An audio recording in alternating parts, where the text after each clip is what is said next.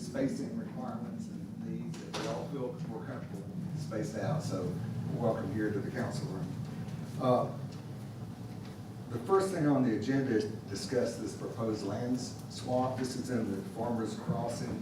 I'll try to talk into the microphone, Shorty. There you go. I said we're going to be discussing the land swap proposal in the Farmers Crossing project that at this point the executive committee has approved, but the executive committee cannot approve a land swap. So that's something the council has to do. So that's at this time, Eric, why don't you go ahead and provide the needed input. Okay, Mayor Roberts alluded to, the development plan itself on the property, pretty much been accepted by the executive committee. While it might not be one and the same for the developer, from the city point, this project can move forward with or without the land swap. But the land swap is something they requested and something the committee felt was beneficial to the city. On the screen, if you'll see the areas in dark green and then the areas in blue. At the bottom of the screen, the area in blue is the borrow site pad behind the community center.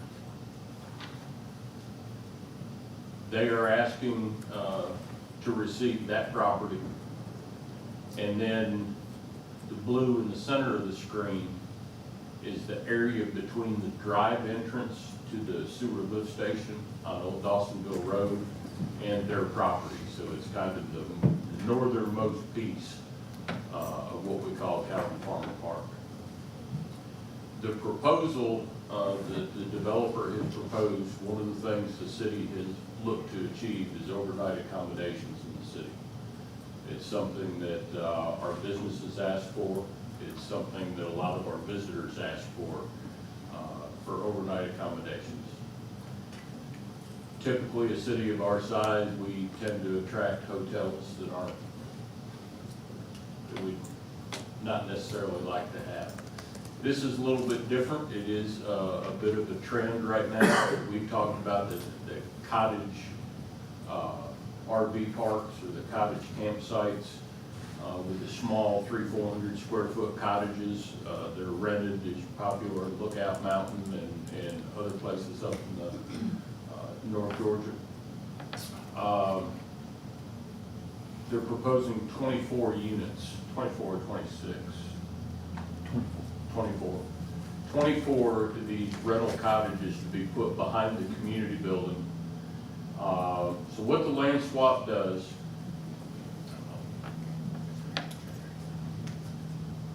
the city would relinquish a total of 5 acres to the developer. The city would receive 12.4 acres in exchange. 12.4 acres we would receive is all that heavy green, everything that is in green, dark green there is what we would receive, 12.4 acres. The city would then receive back 1.8 acres that would be the 5 we originally give up. We'd receive back 1.8 in the form of the new road, sidewalks, and road right-of-way. That would be the means of access to the development east of the stream down through the valley, so that all that traffic wouldn't go out onto Old Dawsonville Road. It would come out onto this new road and out where we have a intersection improvement plan on Civic Drive. At the end of the day, the city is out 3.2 acres in the land swap. We looked at advantages and disadvantages. All this is perspective. Somebody may come up with a lot more disadvantages. But on the advantage side, we come up with it does provide the overnight accommodations that we've been trying to achieve, and it puts them within walking distance of our central business district and our downtown businesses. It does fill a need for our local businesses and our venues. It is identified in our current city plans to to work to achieve overnight accommodations. We've proposed this previously, as I said, in tiny cottages and campgrounds. It provides the potential for the city to receive hotel motel tax. Dollars that are fenced and can only be spent on tourism, but things like our fireworks shows, our downtown concerts, things like that can all be funded with hotel motel tax revenue. It preserves, and I think this is a big point from our standpoint, it preserves a substantial segment of that hillside. If you're going north on Old Dawsonville Road, if you go to the east, you're going to preserve a large segment of that hillside that's heavily wooded. That area becomes undisturbed under the terms of this deal, so you don't just see a raised off mountaintop with not a tree on it and only rooftops. Also, it provides the final connection for the Roberts Lake Trail connection.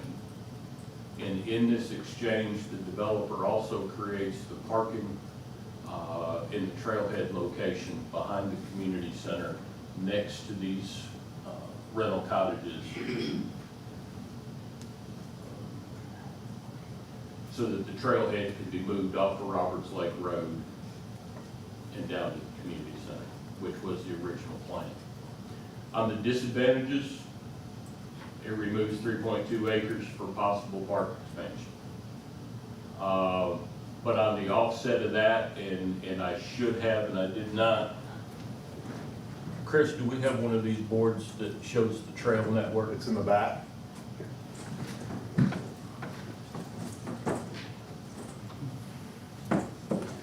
So while we give up the park space, what we have is everything that is in there, the lines, all the red and the brown lines is the trail network and the sidewalk system that would be built throughout that area and throughout that green space area that ties to downtown. So that, in this case, would not be an amenity only for the new development, but would be an amenity for the city itself. The other thing that a portion of the swap does along the stream buffer, the area that the city obtains near the stream buffer sets us approximately 4 parcels from being able to extend a trail into the center of the Mountain Brook subdivision. So we've always looked at wanting to be able to connect them by a pedestrian means, but with the grades and everything on Old Dawsonville, the cost of getting a sidewalk in there with curb, gutter, stormwater, facilities and everything else is tremendous. But if we can connect via a trail system, it's more direct into the center of Mountain Brook and a much safer pedestrian connection as well. Again, we've had the question, what's the need? And we'd have had a hard time saying this 10 years ago, but Ball Ground has become a weekend destination. When you look at the amenities that we have here, even if they're not inside the city, we have an opportunity for families and especially folks that enjoy the outdoors. There's plenty to do now in Ball Ground to spend a weekend, whether that's kayaking the Etowah River, visiting Gibbs Garden, the Roberts Lake Trail, the events at Feather's Edge with concerts every week, the 2 wedding venues in town, and then just a couple, but the things that we host here. Just so far this year, we've had 2 ball tournaments. Those baseball tournaments, you'll see tags out here everywhere from Chattanooga to Gwinnett County to other locations that are looking for overnight accommodations on a 3-day tournament. It even expands the opportunity to bring in more Right. larger groups. They now spend their money in their hotel motel tax and their eating dollars in Canton, where they can get a hotel room where they could have a cottage and walking distance to the ball fields. Our Christmas parade brings people from all over. our annual bicycle race, when COVID's not in, brings people from California, Washington, Canada, Pennsylvania, all down here that fill up the Canton hotel rooms and spend their dollars there. So there is a need that's been established for overnight accommodations. Assumptions, it said the proposed development is not dependent on the land swap. The development is regardless of the land swap. We did feel was a benefit to the city. And again, the road happens regardless of the swap, because there is that need to access the property from the direction. Possible stipulations, you know, the benefit to the city is the overnight rental units. Some type of agreement that we could work through legal counsel that if they don't get developed, you know, if they don't get built, that property reverts back to the city. Contract requiring the short-term rentals, where they can't be turned over in 6 months or 2 years or 5 years and say, hey, we don't want to do this anymore. We're just going to sell these as 400 or 500 square foot tiny homes.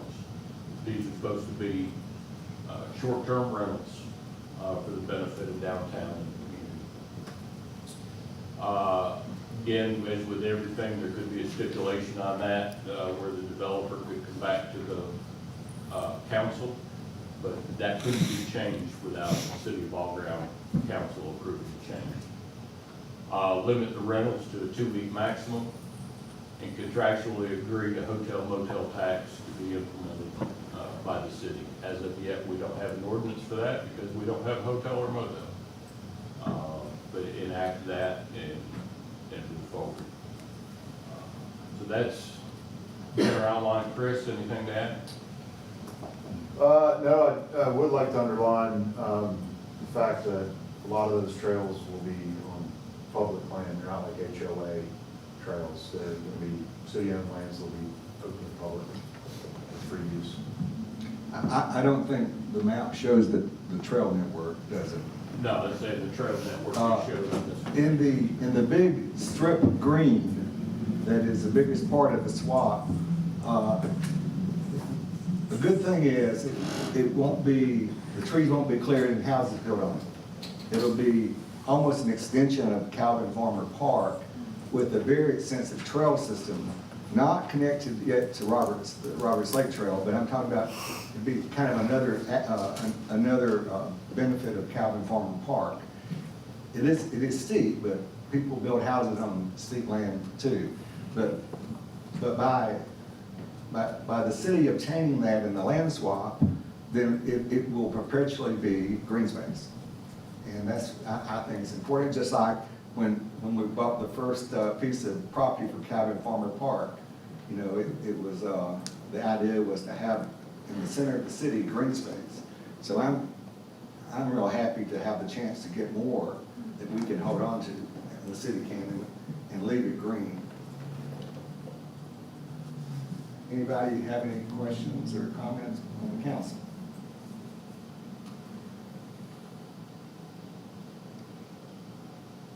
I think it's a great project personally. Everything that Eric has mentioned is things that I hear every day that people are wanting to come here just not because we offer more than what we've ever offered before, and the opportunity to stay overnight, for instance, there would really attract even maybe more people into the city. So it would benefit all our businesses. It's just a tremendous idea. I just love the idea. I think it's great. Well, as in conjunction with the plan of the development, I mean, that's an important piece. It might go through without it, but it would benefit, I think, the city. And let me clarify that what we're doing, we're giving up 4.6 acres that the city owns, and we're receiving 12.4. So we actually benefit about 8 additional acres, and most of it's there in that green space I mentioned.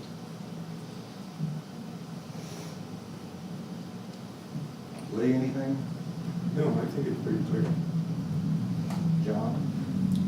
I've been sitting on a lot of meetings with this. We haven't had a lot of meetings, sure. But they've been good ones. Personally, I'm very excited about what this is going to turn out to be, the benefit for the city and the people that live here, and visitors too.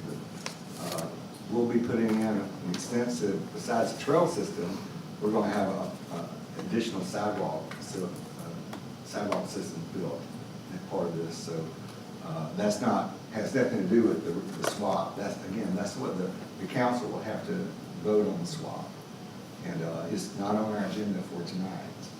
But we wanted to have a work session and public meeting before we did that. I had one thing, Ben and Woody, y'all might want to speak to more, but they mentioned in our meetings how important it was to them to get these cottages right architecturally, because that is the gateway to however many homes that are kind of beyond it. So those homeowners will be driving in past this, so they've expressed that they'd like to really get that product right for the short-term rentals. It'll be under our view, right? Architecture. In this overlay that the property, all the properties in, the trade-off for density is the city has to approve the architecture. So we will be doing that. Okay.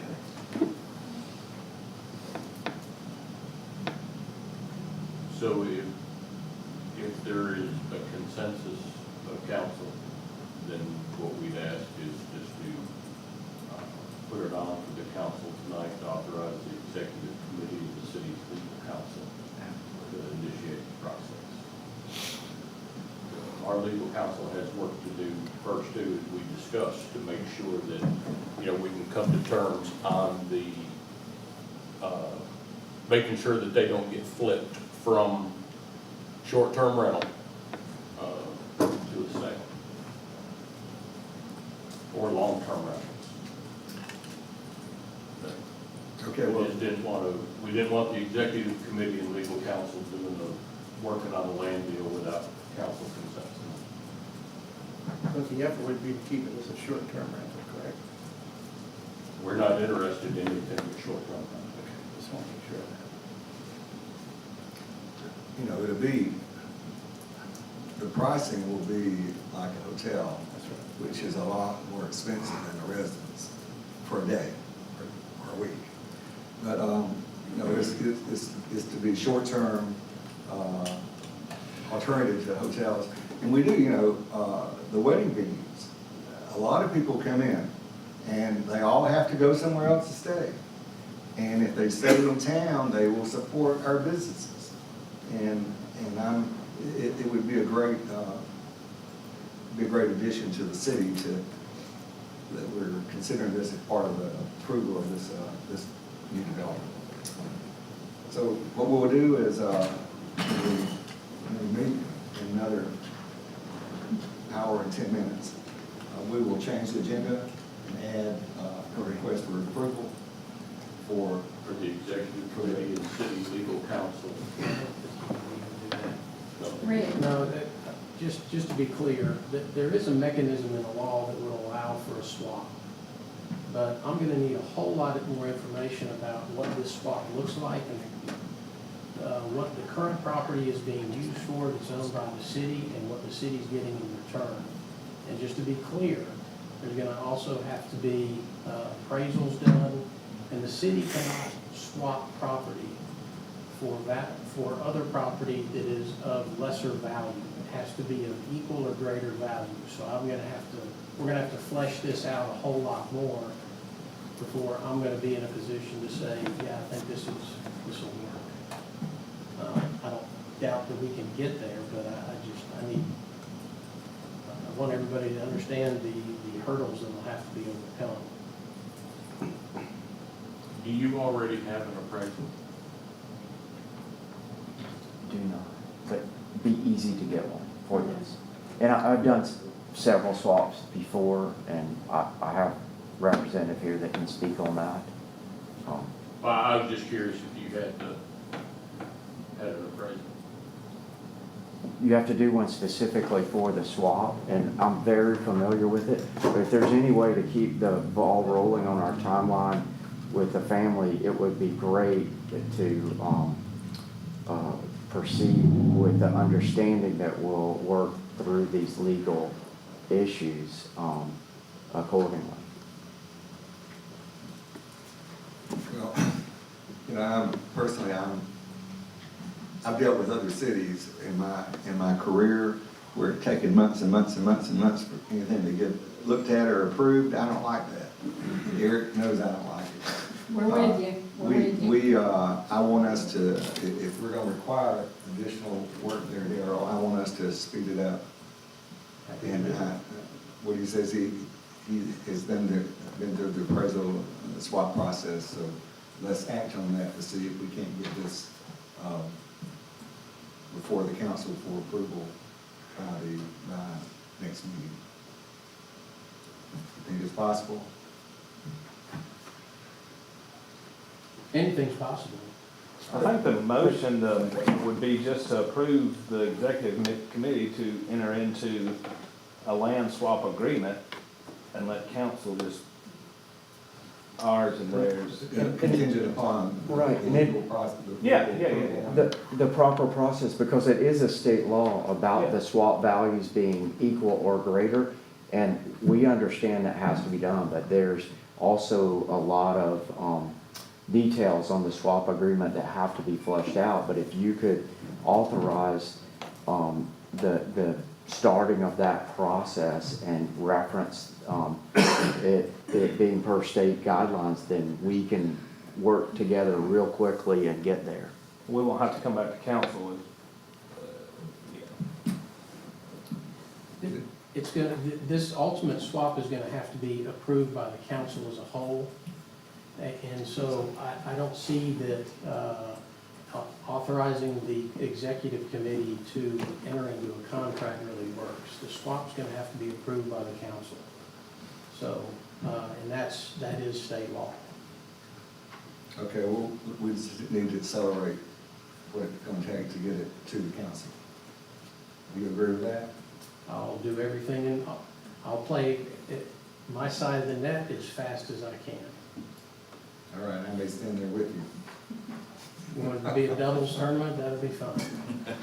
All right. Well, again, there is consensus here to move forward on the swap, and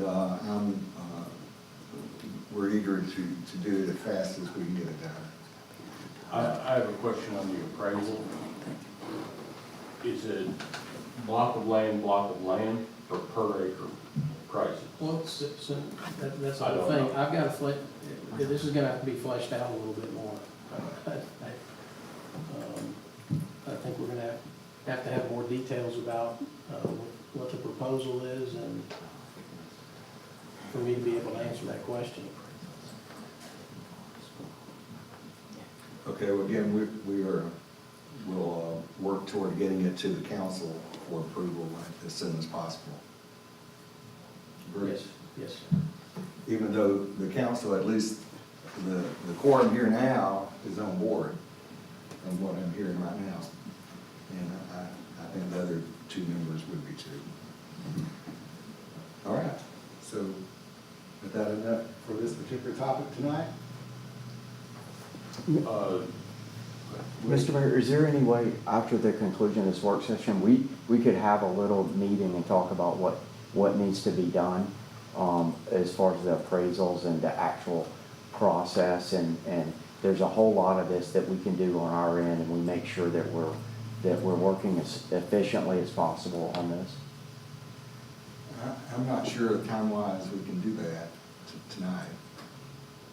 Oh, I just met with the city attorney and, Okay, well, we still have other items. I'm sorry, I apologize. I'm sorry. Tonight on the work session, we'll be covering some items that are on the agenda for the council meeting at 7.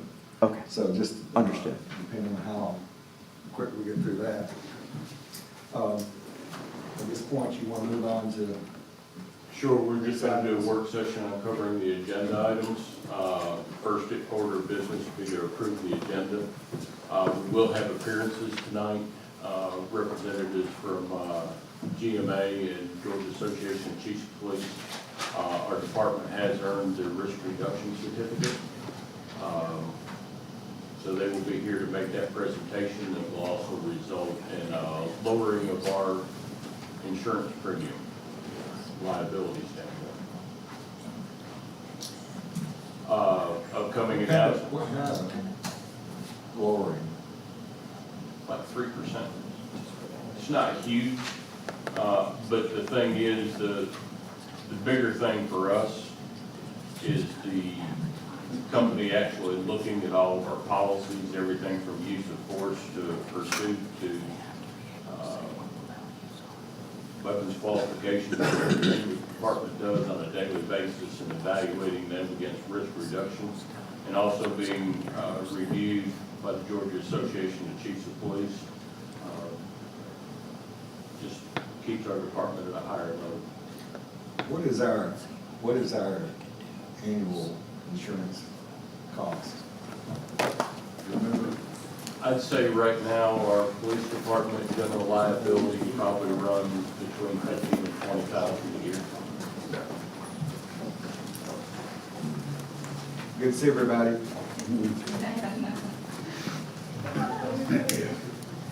So we'll be saving $600 or $800. Right. It's not huge. This one is the second reading of the Lusk annexation at 125 Old Canton Road. If you can see the white area on the screen, 125 is the portion to the left. That's currently an unincorporated island in the city. Past first reading, this annexation makes total sense, trying to close in a home. Second reading of the alcohol license for Choke Barbecue. Karen called and got confirmation, so this will actually be a ratification since we postponed the meeting. We went ahead and issued their license so that they could pull their state license and get open to business. Proposed alcohol ordinance change, second reading, provides for micro distilleries under state law. Provides for the 20% food sales in the central business district, 40% outside central business district. Establishes the rules according to state law to go beverages. How we measure distance between buildings. And a method for applicants to apply without a building already in place. On the new business zoning application, this is on the piece we just annexed.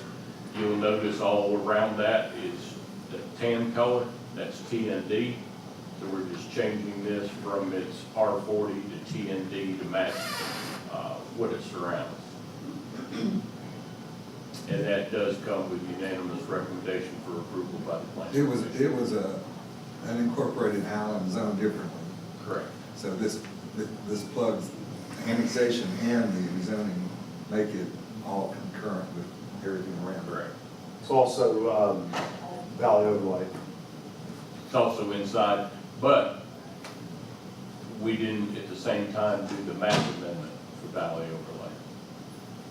To double check, I think when it went through planning commission, it was included as. Was it? I'll Okay. double If you check. double check that to make sure, because we did change that process, making sure that whenever we amended the map, we triggered it like zone. So this brings us to the meat of the work session. Consider the first reading of annexation. These next two items on the agenda are essentially the same thing. The area outlined in blue, to the left of the screen, it's approximately 341 acre plus or minus between two tracts. One is the Harris Estate, and the other tract is Georgia Marble Company Estate. The request is for annexation under County AG. There is no zoning change requested. Confirmed with legal counsel that makes this parcel eligible for development at 2 acre lots. paved road. Right, they'd have to meet full development It standards. used to be, when I was on the planning commission, the county required it to be unpaved at 5 acre lots. I don't know if that's still in place or not. I don't know. I don't think so. I think they go by the, Chris, the county major subdivision is 12 houses.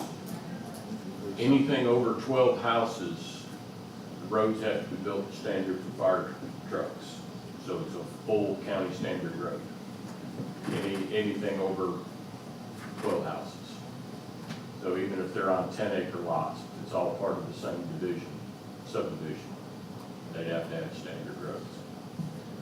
The developer in this case is proposing a total of 25 units verbally. Chris, correct me if I'm wrong, 12 units in his application? 10.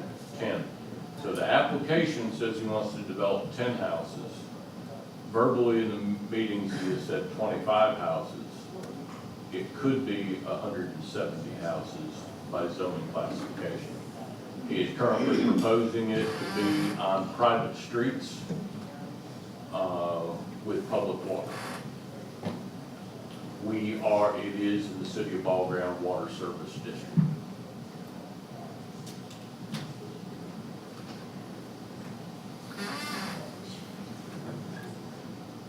So we got how many houses coming up here in the next 2 or 3 years that getting proposed?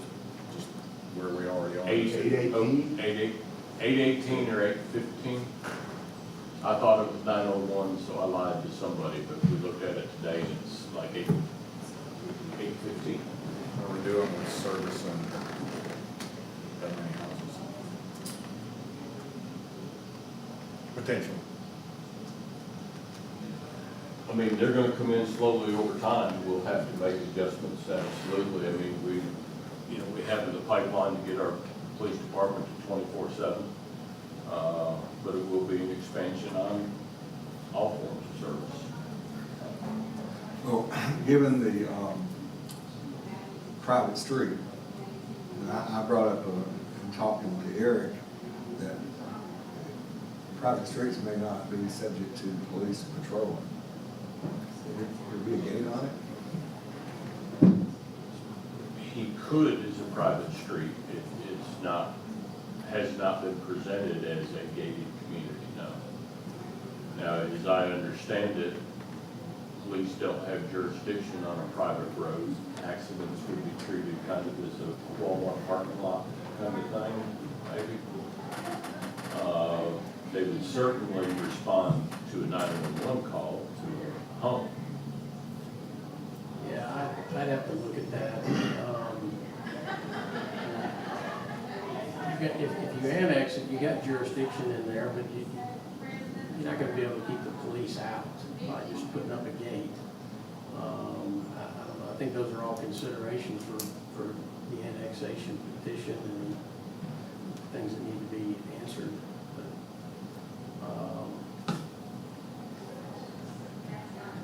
I'll take a look at that. How far down Mineral Springs Road is that?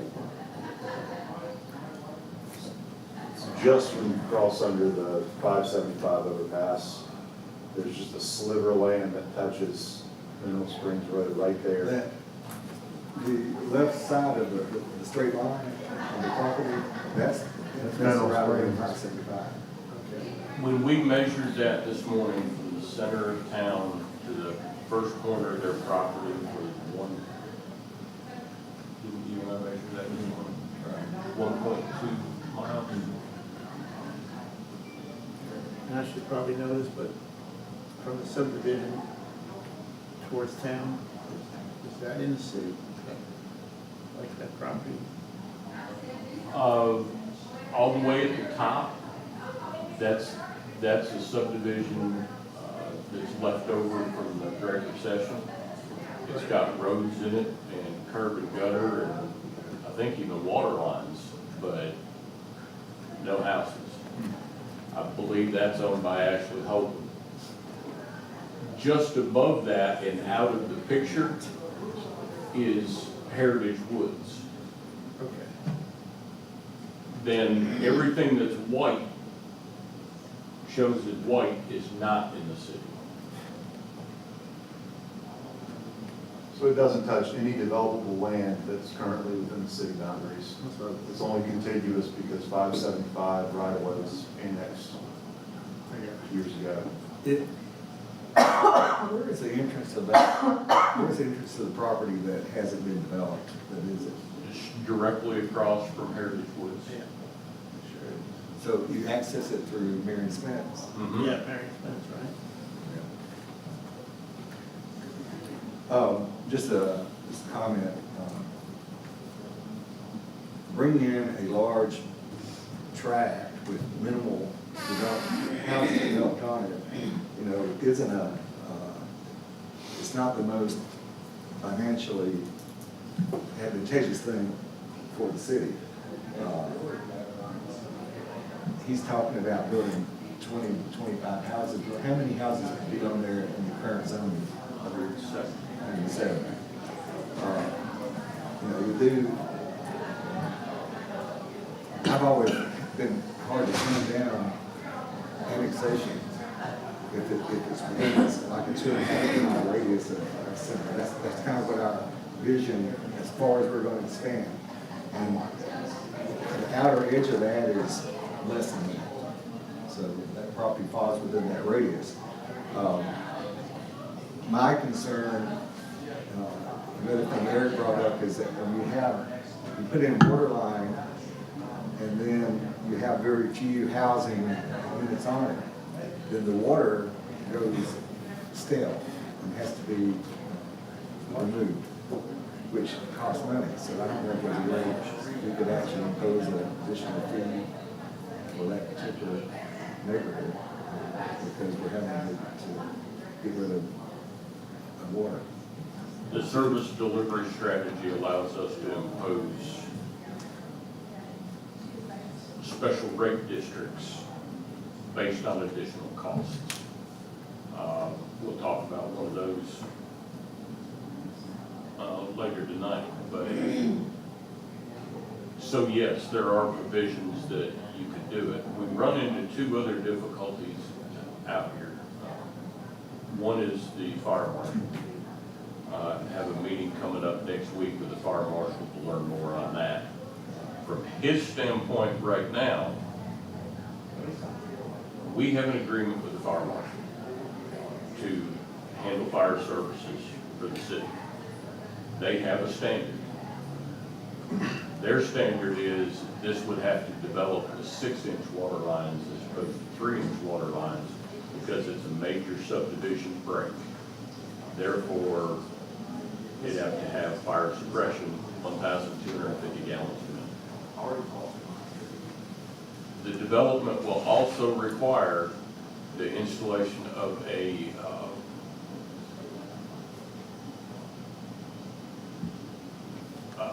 booster pump station to increase pressures out there. State law requires that we deliver 20 PSI at the meter. Our internal policy is we don't go below 35. And the reason for that is any hiccup in the system, and the smallest thing can drop somebody, you can lose 15 pounds like that. So we need to make sure we stay above that so we don't violate state code. So that's going to have to be installed and maintained at the entrance because of the elevation of some of the building lots in there. They get so high, it's in there. So if he sticks with they have to have 6-inch lines, our assessment right now says we've dumped about 120,000 gallons a month on the ground when the first few houses are built. When we get to the 25th house, then we're finally not dumping much on the ground. It comes down as more houses are built. If it's a 6-inch line, we'll be dumping forever on a dead-end line that long. Because with a piece of property that size, they're looking at almost 2 miles of private road.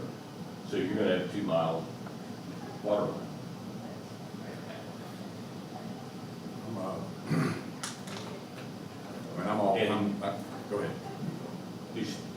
at this too. That's City of Ball Ground Water Service Area by SDS. We're gonna deal with the water issue at some point in the city or out of the city, unless it's within our ability to just say, no, we can't provide it.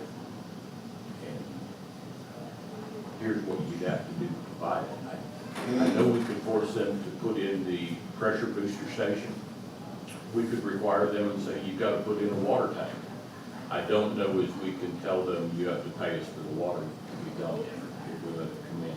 I don't know. Would a water tank placed there help the whole system? Would it help pressurize the whole system better? The water tank on the highest elevation in there would. The problem that we run into is the same one we currently have at the estates at Sharp Mountain. We have one water tank serving 20 customers, and we take every dime of revenue to maintain the water tank that does nothing but fight fires. It's kind of a double sword. I mean, the perfect scenario is, I'm just throwing it out there, there's not a way to achieve it. But if the line on Marion Spence was our line,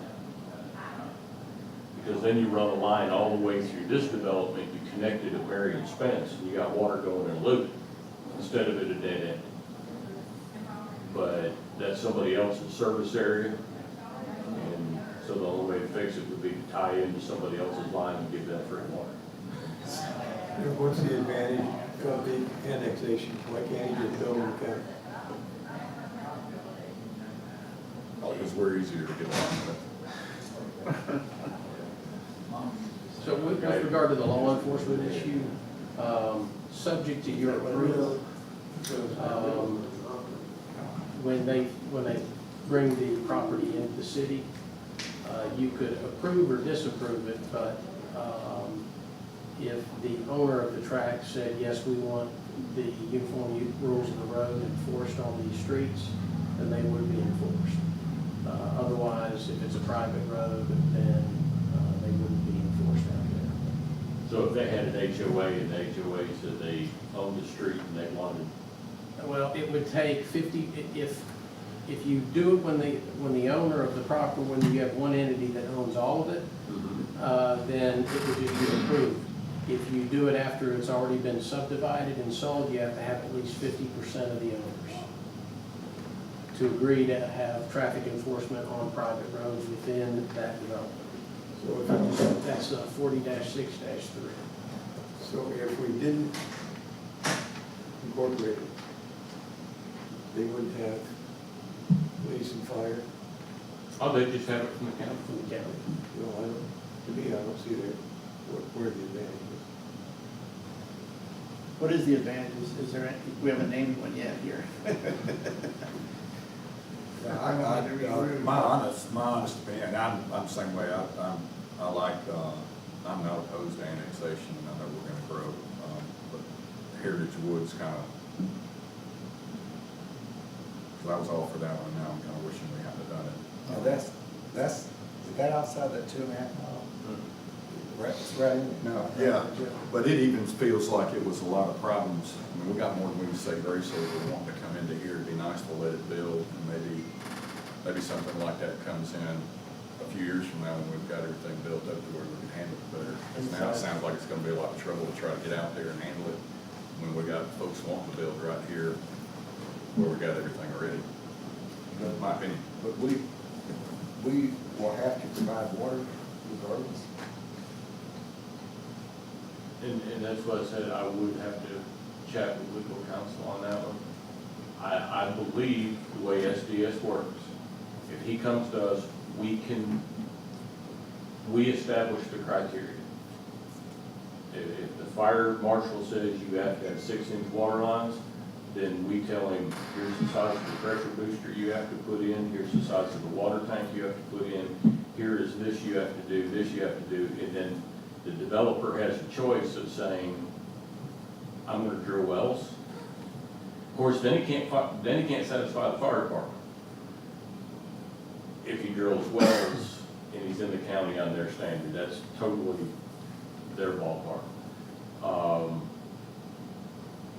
But we publish the standard, and if he can achieve the standard and build and pay for the infrastructure, then he can have water. But we're still pouring a zillion gallons out on the ground. And that's the question I said I need to get with Darrell on and see, can we charge for that?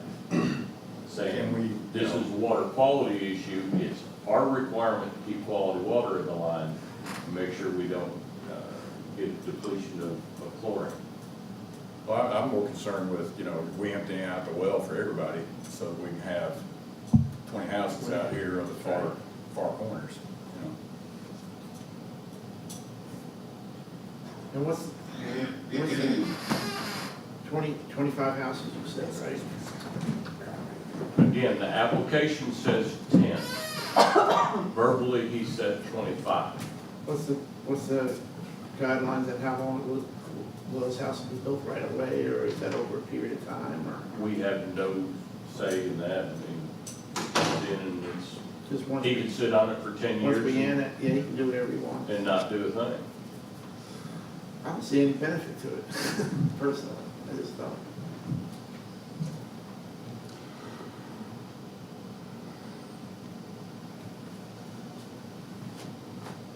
What's on the agenda tonight? There are some questions that we brought up that would be good to, I guess, know if we can charge extra to make up any expense. You know, in my mind, a private street, that it would not be, it needs to be confirmed, it would not be something where our police officers would patrol it on a routine basis like the rest of the city. We don't put the street lights in on a private street. So, I mean, and if the street's not, if it's ever asked to be brought in to the city, it has to be at our standards.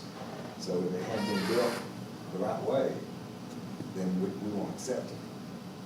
But it's again, I just wonder if there's some additional information we need to determine, maybe just put this on hold to move forward. I think one of the other things that we need clarification on, more from the elected body, I think, than the developer, is we have a MOU, I guess it's an IGA, fire services. Sure. It's an IGA. Okay. But when we have that IGA for those fire services, are we in or out?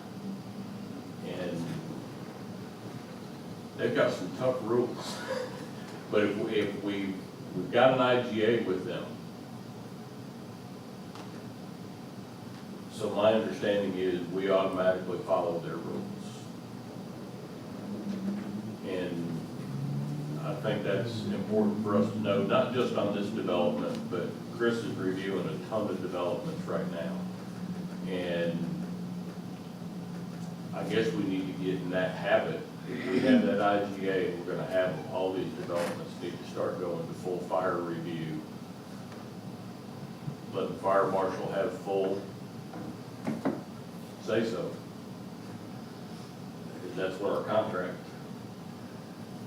our citizens are paying for that service. 3.2, 3.4 mils every year for fire service. Are they, the county enforcing the 2 entrances for over 30 houses? Yes, they are. That's a good point. This only has the one public right of way it touches. So in the event, if they ever did try to go above that threshold the fire department uses, they all likely would have to Well, if spend. that's in existence, the concern is that, you know, if we were looking at a neighborhood of 180 houses instead of 10, it would, the tax and everything would improve. But if they can't do it because of that It would, No insurance. I know I do funny math, but if it went at the 170 and they only had one entrance, it would kill water. It'd be devastating to the health of our water system. Because with every house having to be sprinkled, over 90% of our leaks are in service lines. About 50-50 between our side and the customer's side. Because it's all plastic. All those houses that are sprinkled have to be on 1-inch meters. 1-inch meter will flow double the 3/4 inch meter. We then have all this distance of 1-inch and 2-inch lines, because the initial service come off is gonna be 2 inch, it's gonna drop to 1 inch at the meter running, 1 inch all the way to the house. So every time somebody busts a water line and they come in and they want a leak adjustment because they've dumped out 100,000 gallons of water in the front yard, which we write off portions of that frequently, every one of those bills goes to 200,000 gallons, because you doubled your line size to handle their fire suppression. So, again, it need to be a special rate district. Charge them a lot more money to, and maybe not do the leak adjustments either. I'm remembering when we annexed Cherry Grove, and the argument was all those folks gonna be down here trying to tell you how to do it, so we might as well. But the truth is, or at least the way I'm seeing it here lately is, you know, whatever they build out there, those folks are still gonna be here in town spending money, supporting the businesses, enjoying downtown, but we don't have to answer the phone when they call and start screaming about my water line's busted or this, that, and the other. Let the county deal with that. I just feel like we got so much that's about to happen just in our little pod right here. But there's no way that we could give that up in our service area. The water authority can't serve it. The water authority has better capability to service than we do. I'm not sure they can reach it. They are currently on Marion Spence, but I don't believe they cross the interstate. You know, I don't know. And there a water crossing before you could get to over there? I know there's a good sized creek runs behind a lot of that. So, but they have to cross the interstate. Then before the parcel to be annexed touches Marion Spence, you have private land. It doesn't border Marion Spence. So you're talking getting easements, which they may be able to achieve. But then they would be running a water line cross-country off the road right-of-way to enter there, because they don't have anything on Mineral Springs. So they need to hit it from Marion Spence, and then we could let them come all the way down and tie in on Mineral Springs and give us free water instead of nothing. So where do you want to know? Do they go under, on Marion Spence, does their line go under the interstate to the west side, 575? Our lines, do we do it twice, do we go under 575 twice? We go under 575 by a cased bore on what is the dead end of Cartersville Street and the dead end of Old Howell Bridge. The state did that when they built 575. Then we go underneath the underpass on Mineral Springs, So- right next to the road. We have two lines of it actually that go Yes, sir. under 575. Yes. Dwayne? Yep.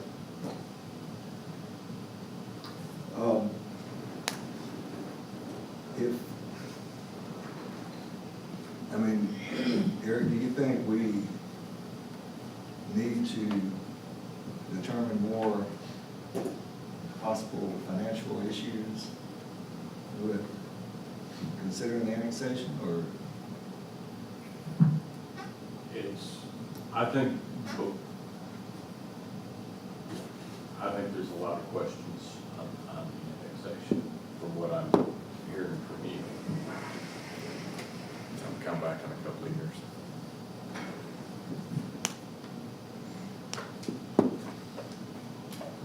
I'll look at the water issue and whether or not they can be charged a fee for.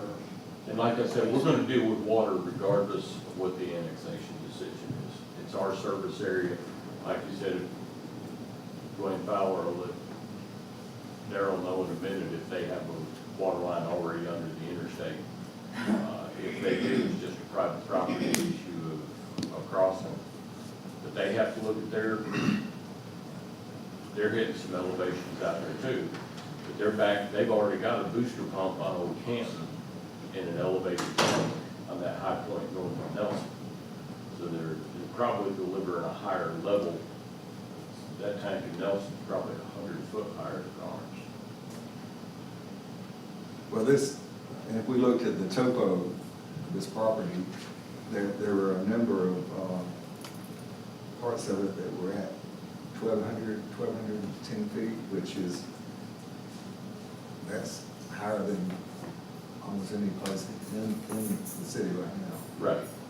And they've picked, which I would too, they've picked the hilltops for home sites.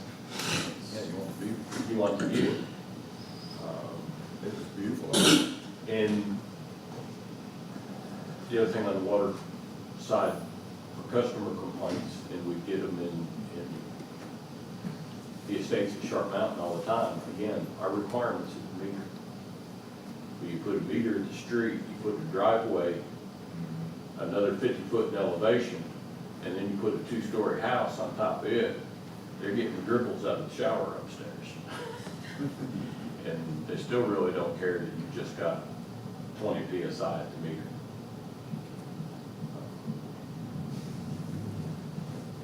So like I say, water is regardless of annexation, we have to solve water issues.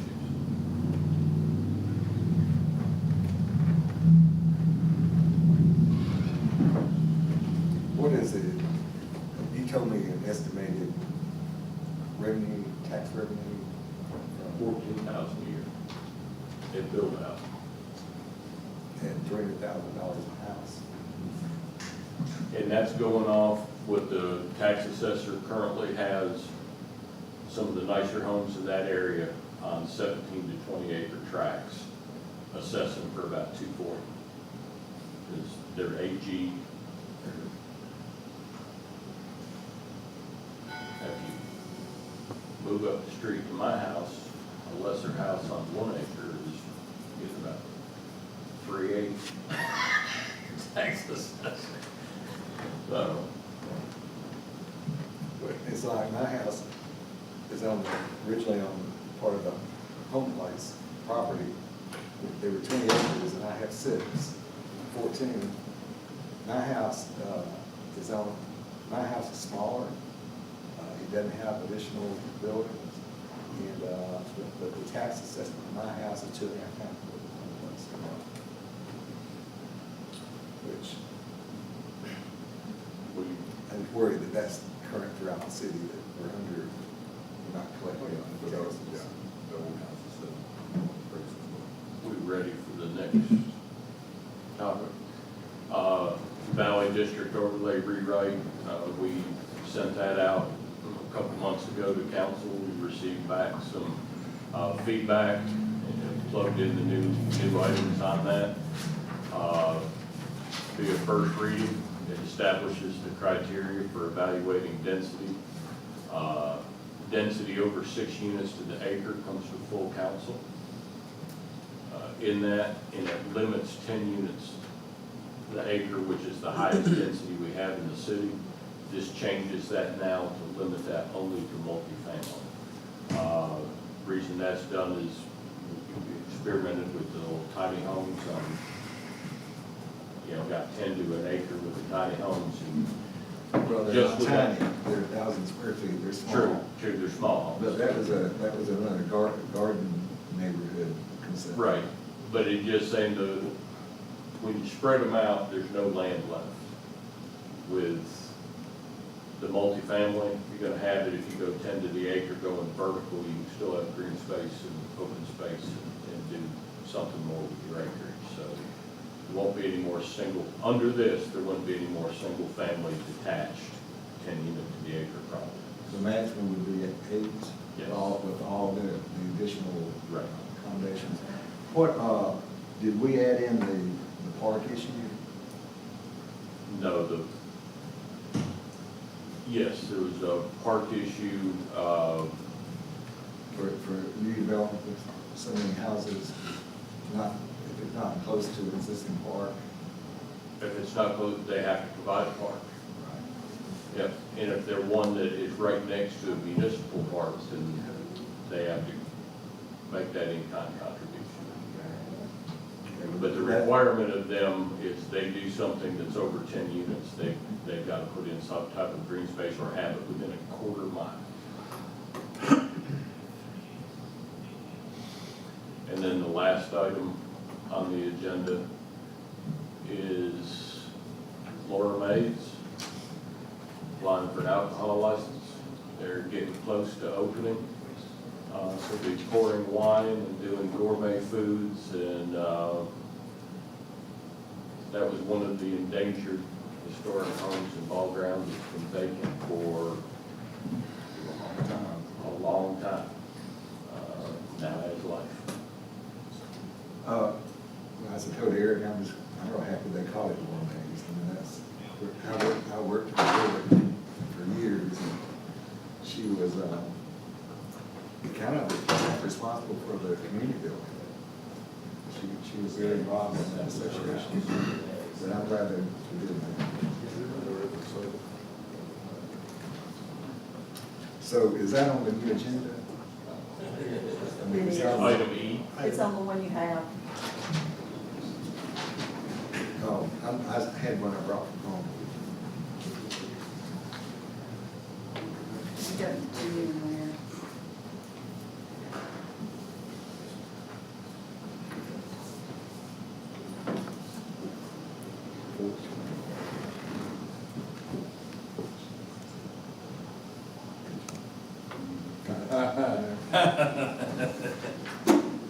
One day. Okay, I think we can go ahead and adjourn the work session. Take a break till 7. My screen's gone live.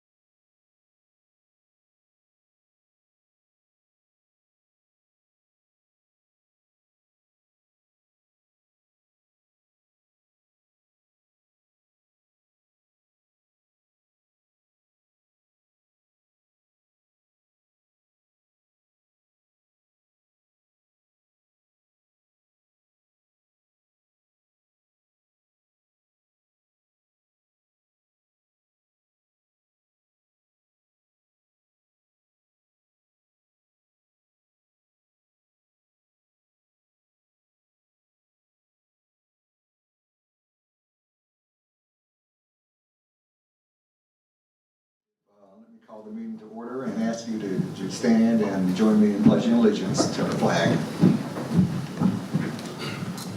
I pledge allegiance To the flag of the United States of America and to the republic for which it stands, one nation, under God, indivisible, with liberty and justice for all.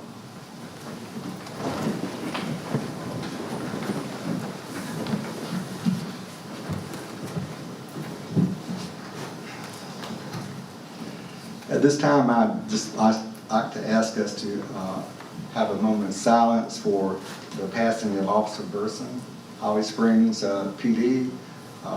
He was a resident of Ball Ground, and very sad to learn this has happened, but if you would, just take a few moments to silence in his respect.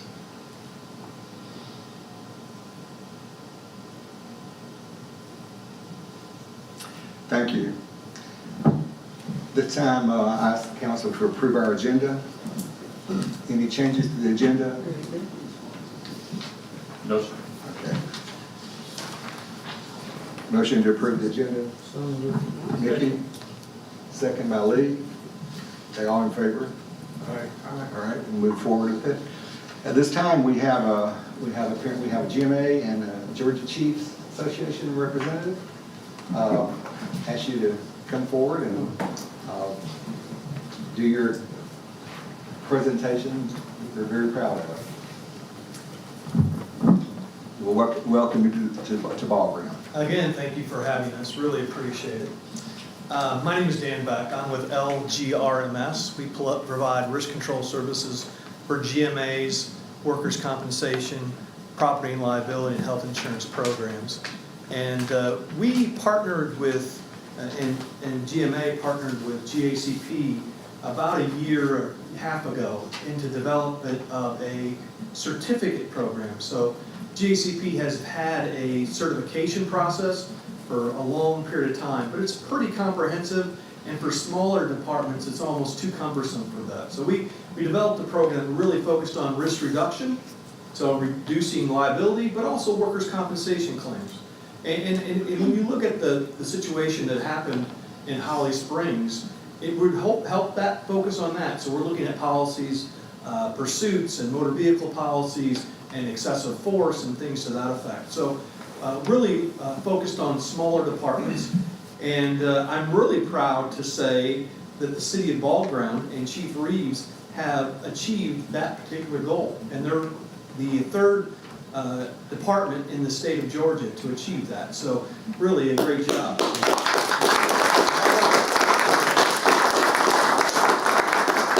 I'm going to let Stan Dees introduce himself. Yeah, I'm Stan Dees. I'm the Director of Risk Management Services at the Georgia Municipal Association. So I work on our workers' comp program as well as our property and liability program GIRMA.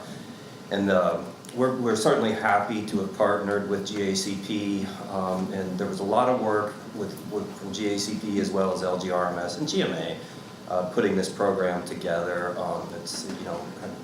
It's a very important program, and we really appreciate this city being proactive and taking the steps necessary to achieve this certificate. We're here to help. If we can ever help you guys, please let us know. But this is a huge step. I oversee the underwriting, and this is a really nice thing to see from the standpoint of an insurance underwriter. Thank you.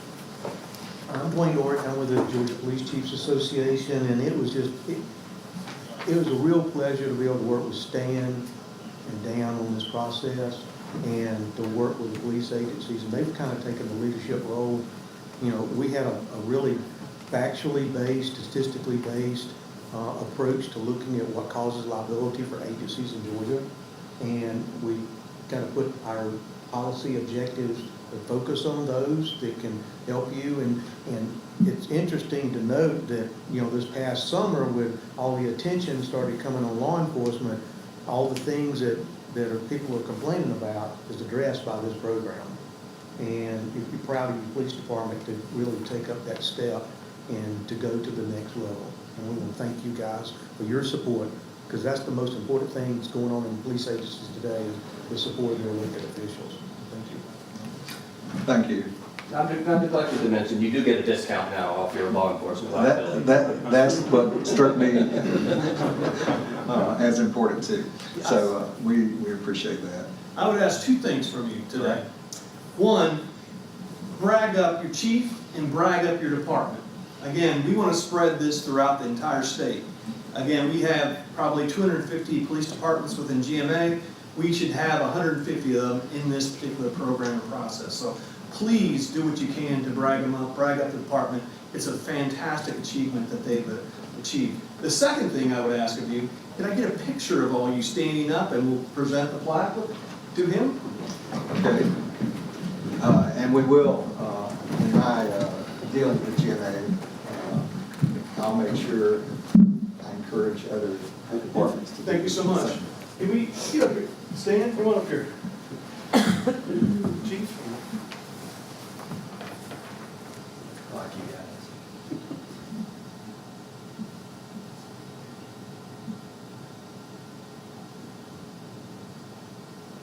You get him? Thank you so much.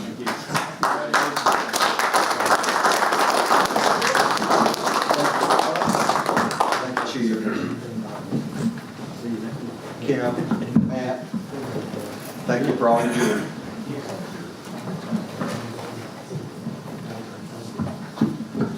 Well, that's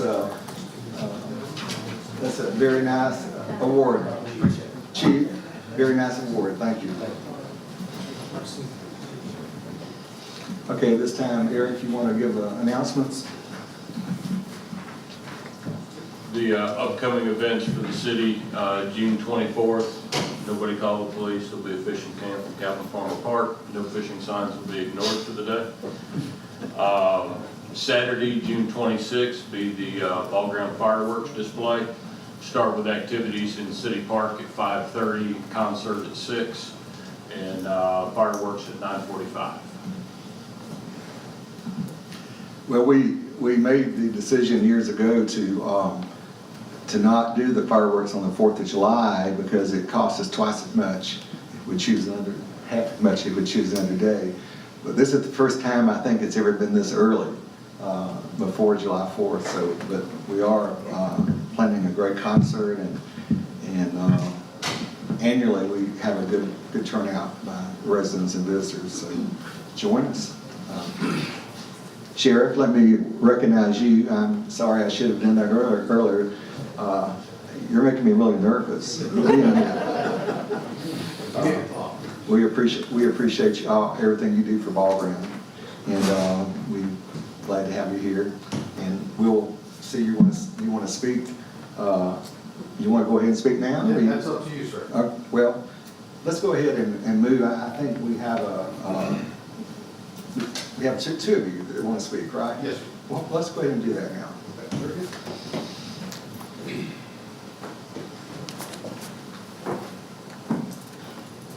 Well, I'll try not to be long-winded. I just really wanted to come tonight, one, to also celebrate the achievements of the Ball Ground Police Department and their certification. As we all know, liability is a big thing, and having those certifications allows agencies to have defensible policies and procedures. So congratulations. I'm a former resident of Ball Ground. I remember when Mayor, you were running for office the first time and you showed up at my house. And it's been a while. Well, I don't think you were born the first time. I'll go with that. That's the second time. So our purpose today, just to let you know, you may have seen it in the paper that we're opening a Ball Ground precinct. That name in itself may be a little misleading. Our Ball Ground precinct has existed, but it's where our current traffic enforcement office is. Our two largest zones in Cherokee for the Sheriff's Office is the Waleska and the Free Home precincts. Those are our largest geographical areas, and which means a lot of drive time, response times, and lack of visibility for the unincorporated areas of the Ball Ground, and of course we do other services in Nelson. And so we've had plans to open that. This is going to be something that's going to take about 4 years. We have 5 other existing precincts throughout the county that are strategically located to serve those big areas. Free Home, Waleska, Bridge Mill Sixes, Oak Grove, and Hickory Flat. This is just a part of that plan to allow those precincts in the respective areas to stay in their areas a little bit closer to their precincts and not have that drive time. And so one of the benefits that we have by doing this is we've had a great relationship with the Ball Ground Police Department. We are a force multiplier for them, and we have a great relationship that they come to our aid and we come to their aid. And that partnership has been great. Chief Reeves has been an asset to Ball Ground for many years, both as a deputy chief, patrolman, and a chief.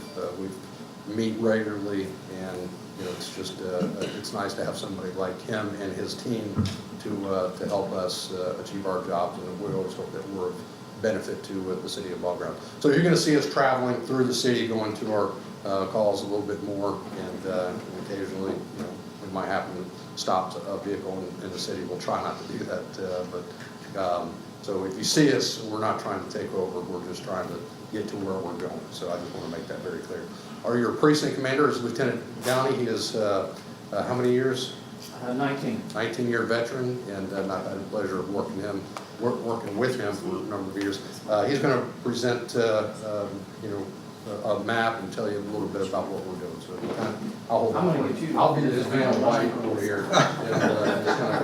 And I'm going to brag on him a little bit. I know he doesn't like that, but this is one of the visions that he had when he ran for office. And I'm very fortunate to be in the position I am and be able to open a new precinct, which we haven't done in a long time within the county. But going back to what he was saying, if you look between the Waleska and the Free Home precincts and then unincorporated Cherokee County, all this pink up here is the area that we're going to be responsible for. Like he said, this is going to cut down on a lot of our travel time throughout the county responding to calls and things of that nature. But it is going to be a process. You're going to start seeing more and more of us as we move on throughout 2021 and into 2022. Right now, we're going to be Monday through Friday, and we've got officers that we're going to supplement also on the weekend for weekend coverage. And it's just an exciting time right now. We're always growing. The county's growing, the city of Ball Ground's growing, and we're just trying to provide the best services possible for everyone in this area. Well, that's a great concept. But looking at that map, I'm thinking, my gosh, to get a call in kind of the center of North Cherokee, you're a long way from the other precincts. Is the new precinct down by the airport? Right off Even Flow, it's the one that you can see that's attached. Well, it has a Ball Ground address. Yes. And, the airport does too, but it makes me mad that the weather station there identifies itself as Canton. But its address is Ball Ground. So, but we appreciate you getting closer to us and all the support you give us. Very much. We appreciate your support as well. Look forward to engaging, encountering you guys without it being a problem. Yes, absolutely. Like, stop me for speeding or something. I won't do it. Well, thank you again. I know this is going to be a riveting meeting, but we'll go ahead and exit stage left. So thank y'all for your time. Hope you have a great weekend. Sheriff, thanks so much. Thank you.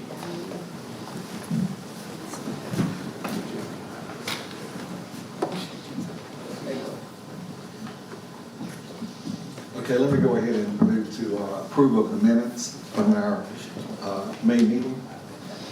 You have received those. Any changes? If not, may I have a motion to accept the minutes? So moved. Motion by Lee, second by Mickey. All in favor? Aye. Aye, sorry. So I say I can hear you. Let's move on now to old business. We've got 3 items of old business. The first one is consider the second reading of Lee Lusk, Old Canton Investments LLC, the annexation petition. We had the first reading last in May and was approved. So this is the area down off Old Canton Road. Is there a motion to approve a second reading? Okay, motion by John, second. Second by Lee, Mickey. Okay, all in favor? Aye. Okay, that's unanimous. There's activity on this phone. Ask if there's anybody on the line. Is that, who's on the line of the phone? This is Lee. Hey, Lee, okay, you're just listening, okay. Yes. Okay, well,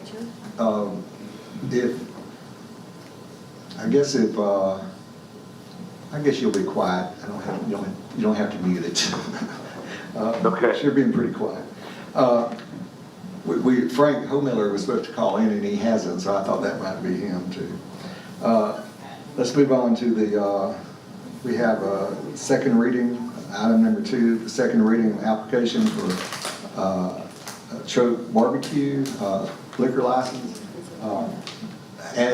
Since we had to postpone our meeting from scheduled for last week, we actually went ahead and did a call to council members to get them to go ahead and approve the second reading, but we need to ratify that tonight. So could I have a motion to ratify the second reading of the Choate alcohol license? So moved. Okay, motion by Mickey, second by John. All in favor? Aye. Okay, that's unanimous, thank you. The third item, old business, is the second reading of the amendments to our alcohol ordinance. As you know, in our last meeting, we went through detail of the changes we're putting forth. It has to do with allowing for micro distilleries, allowing home delivery and sale per state law that has changed, has been just recently done because of COVID. Also provide effective, repeal all ordinances or parts of the ordinance that conflict with the new. But any comments from council members on these amendments? Okay, if not, I'll ask for a motion to accept this as a second reading. Okay, motion by John. Second. Second by Lee. All in favor? Aye. Okay, that's unanimous, so those are now in effect, correct? Yes, sir. Had the state cleared on the home delivery stuff?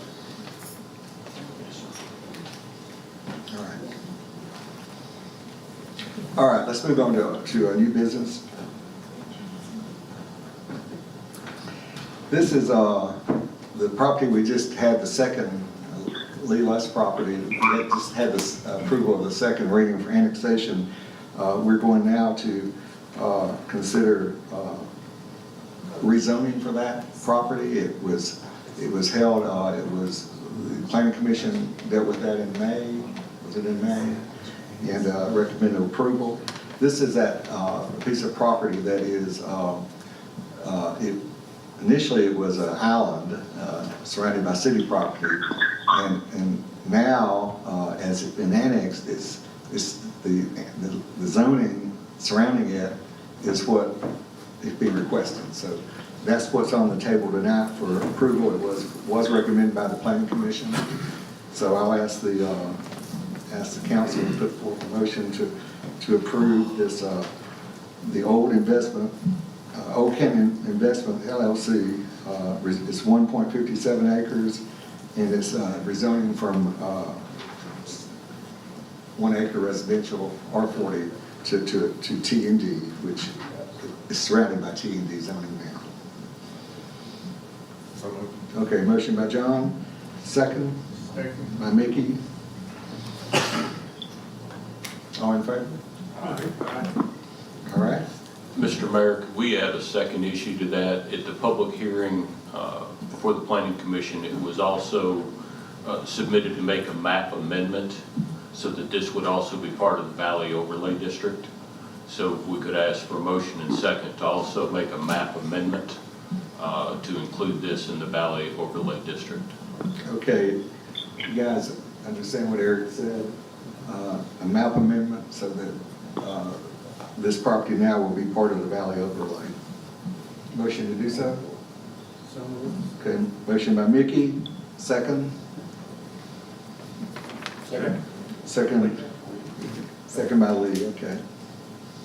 Okay, all in favor? Okay, that's, map's been amended, it's a one reading, right? The zoning, yes. Yeah, but the map amendment, Yes. Yes. okay. So they both are in effect now. All right, the next item under new business is the, as we spoke in the work session, we have two tracts of property. Lee Lusk is petitioning for annexation. These tracts total 341, Roughly 341, I believe. 341 acres. They're west of 575 off Mineral Springs Road. This is, at this point, it's not a rezoning application, but it's an annexation application. And there are two tracts, so there would have to be action on, a separate action on each tract. So the first one is the first tract is, which one is this, Eric? 802? Is that Harris or Georgia Marble? George Marble. Georgia Marble tract. We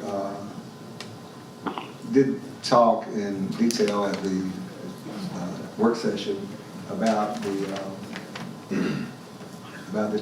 particular annexation request, but at this point, I'm just going to ask the council to move forward on it. Do we have a motion to approve? I have a motion not to accept.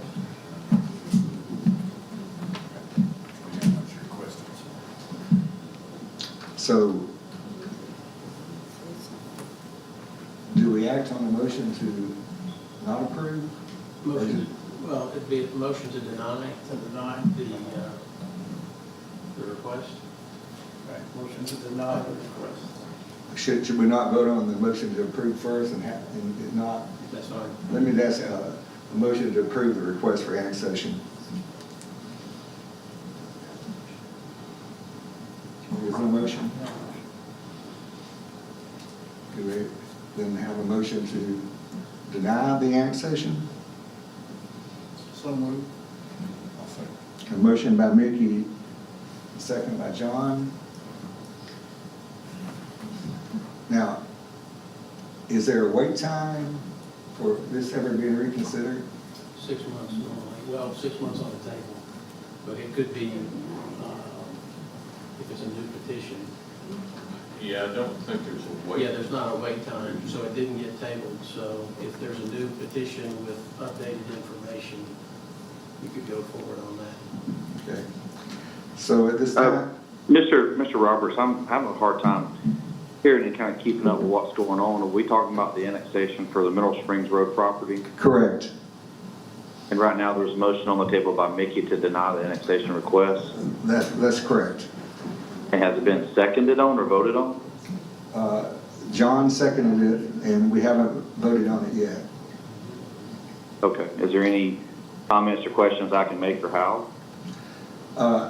Did you hear me ask the question that can it be given to us again? There were some questions that came up and concerns about developing on that side of 575. If we had tabled the request, then it'd be a 6-month delay. But by denying it, it can be reconsidered in another month. But again, there are some concerns about water supply and just the low density of this much property. But again, the council has put forth the motion and seconded it to deny the request. Okay. I wish I could be in town. Unfortunately, we we were scheduled to have this meeting last week, and I was gonna be there. We had an appointment to go out of town, and so when the meeting got postponed from last week to this week, I was not able to attend. You're saying if you postpone it to next month, you're saying it could delay it for a total of 6 months? No, I'm saying if we were to table it as opposed to denying it would be tabled for 6 months. But by denying it could be reconsidered at the next meeting. Okay. So in other words, by doing that, we might be able to meet with you and get some, address some concerns that council members have. And you can also postpone the motion indefinitely if you want to do that. And hear it whenever, you don't have to postpone it for 6 months. You could postpone it and hear it next month, next week. But it would have to be, to consider it next month. Could it be just a reapplication? The motion on the floor would allow it to be heard next month. Okay. You understand that, Lee?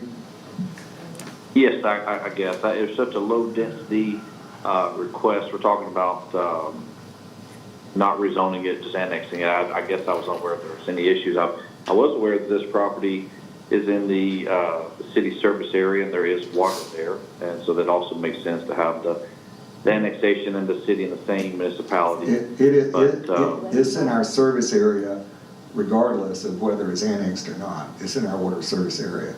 There is, when you have minimum water usage, we have to actually dump a lot of water out because after 2 weeks, the water loses the chloride and is not permitted. So that's a concern about having to pour out a lot of water every month for neighborhoods that don't have a lot of use. The water doesn't flow through the pipes because it's just not used in small neighborhoods very much. But we can go over that with you one-on-one. And I know you're out of town. I wish we could have spoken to you earlier, but at this point. Yeah, I was unaware there was any intention at all about this annexation from the very beginning. So this is a little bit of a surprise. Well, it is in the radius that I consider to be, future ball ground. But we have to consider, I guess, additional costs for developments that before we do annex it. So what we'll do is go ahead and put the motion, vote on the motion to deny this particular this tract, the Georgia Morrill tract, but then we can bring that back up next month. Okay. All right. So a motion motion by Mickey and the second by John. Could I ask for a vote on the motion? Okay. We have 3 people voted to deny the annexation request, and we do have 2 missing council members this month. So that might be different next month too. This same property again has another tract that is is it the Harris estate? Harris estate. That we need to put forth the same. What's on the agenda is motion to approve the annexation. So I'll ask for a motion to approve the annexation of this particular the Harris tract. Okay, hearing no motion, is there another motion to be made concerning this tract?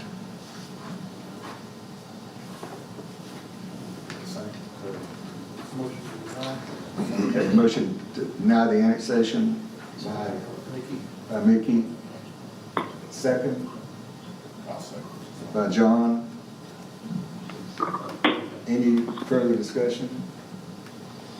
Okay, all in favor of the motion? Okay, that's unanimous. So at this point, the annexation request has been denied, but it can be revisited sooner than it could be if we had just tabled it. So, Lee, when will you be back in town? I'll be back as soon as possible, probably Sunday. Okay. All right, we'll certainly meet with you and see if we can iron out some of the concerns, okay? Thank you. All right, thank you. Okay, next item under new business is the first reading of amendment to Appendix A zoning. It's standards under the Valley Overlay District. It's as Eric shows on the screen, Valley District Overlay Rewrite, and this is the first reading. You want to summarize the changes being put forth in this amendment? Right, the basis of it is it establishes a criteria for density. Previously, the ordinance just had a maximum of 10 units to the acre could be applied within the district. This establishes criteria on how that density is arrived at and how density is earned. Also, density over 6 units to the acre will have to come to full council for approval. And there will be no more single-family detached at 10 units to the acre. 10 units to the acre, which is our maximum, would only be allowed for multifamily. Ability to preserve more green space. And then finally, there's, and it's not on the screen, but a parks issue. They need to be within 1/4 of a mile of a park, or they're going to have to construct a park of their own to have some type of green space or park amenity within the development. If they do a development that is on a city park, adjacent to a city park that meets it and they get the density, they would have to earn that density by purchasing park credits to go towards park improvements, so that they're just not getting density based on what the city has already put in place. Are we including a sector dealing with expanding the overlay?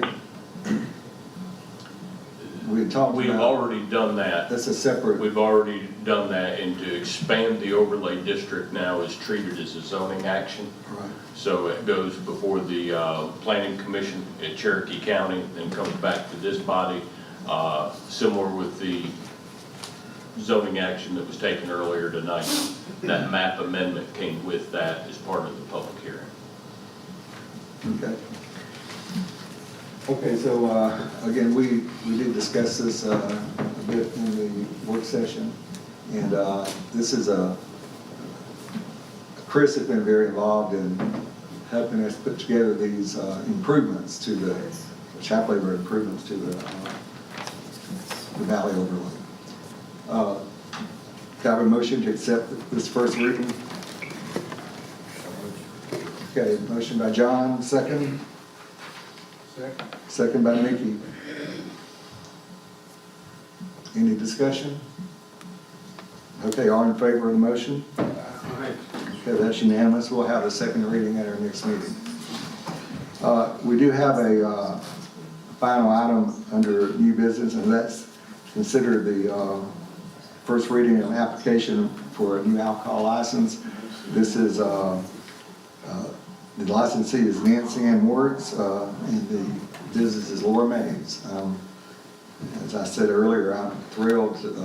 I worked with Laura Mae Mitchell for many years, and I'm thrilled that her name's going on this business. So, I think it's going to be a great asset for our city. But at this point, we need to have the first reading for the alcohol license. Motion to approve. Lee. Second by John. Any discussion, comments? All in favor? Okay, that's unanimous. So that would be second reading we held at our next meeting. So at this point, we're through new business. And Eric, are you ready for your monthly presentation? I am. We finished the month of May with good fund balances. General fund, we're at almost 800,000. SPOS, we're at 125,000, which will deplete substantially next month. Our utilities account is pushing 900,000 for a total of 1.8 million. Our May revenue and expenses and general fund was at 35,000 with expenses of 142,000. That does include 32,500 in expenditures that will be reimbursed with ARP funds. On SPLOS, the revenue was 55,879 against expenses of 54,000. That included the 21,550 payment for the Depot Street rail crossing. On utilities, the revenue was at 116,000 with expenses of 100,000. Qualified local government. Very happy to say that all parties have signed the SDS. It was transmitted to DCA today. They have 30-day review period, and by this time next month, we're hopeful that our qualified local government should be reinstated for Cherokee County and all the municipalities.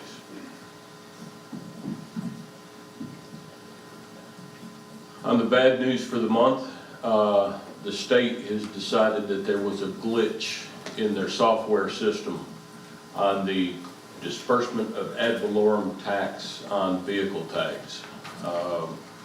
We've seen an upward trend of revenue over the past 3 years in that fund. Our finance director has questioned that several times because that's a revenue stream that should be declining. Everything now is pretty much on TAVT tax. You get very little tax anymore. But they said there was an error, and that error resulted in Ball Ground being overpaid $53,000 over the past several years. City of Canton was north of 300,000, Woodstock a little north of 400,000. So supposedly cities across the state. We have requested a meeting with the tax commissioner. I want to find out a little bit more about this. Spoke with the county manager and city managers yesterday. We're going to have a meeting on this. We have already cut the check to reimburse that. Our fund balance is so that we can. If there's no other resolution, we'll disperse that overpayment prior to June 30th, because that's when our fiscal year ends. So right now, we're already in a position of going back and doing prior period adjustments in previous audits. And again, as we understand it, all cities across the state will be in this boat because of this error in disbursements. Millage rate. Would like to get a consensus of council this evening. We just got the data in for the millage rate. We have to set it in our July meeting. We have to have it to the county by the 23rd of July, and they will then be remitting. Our existing tax rate is 5 mils. Our revenue neutral position is 4.633 mils and does satisfy our budget as adopted by mayor and council. If we were to hold that current rate of 5 mils, we would be required to advertise a 7.92% tax increase just by holding it the same because of the inflationary growth in property values. That would be a tax increase of almost 8%. Two options on the table, the 4.633, of course, is revenue neutral, is the rollback rate. If we wanted to accelerate funding one police officer position, we could hold the rate and advertise now. As it stands now, we plan on advertising for a police officer position in January. Because of the real growth that we're having, we can add an officer July 1st, and it takes us 6 months to find an officer, get through the background, all the checks, everything else. Bringing them on a month early is not a problem. So we're already on track to bring an officer on July 1st of 22. So recommendation at this time is to adopt the revenue neutral position. If there's consensus for that, we will publish the appropriate legal notices that will clear the way for a millage rate selection in July. And that's probably, everybody agrees to move forward with that, lowering the rate to 4.633. And we will do the proper legal notices. It's good we have had growth though to allow us to do this. It has, Evaluation. right. The COVID-19 relief package, or the American Rescue Plan, Ball Ground will be receiving, the last number we were given is $819,000. One half of that should come within the next 30 days. The second half will come 1 year later. It's very limited and narrow what this can be spent on. It's pretty much water, sewer, and stormwater.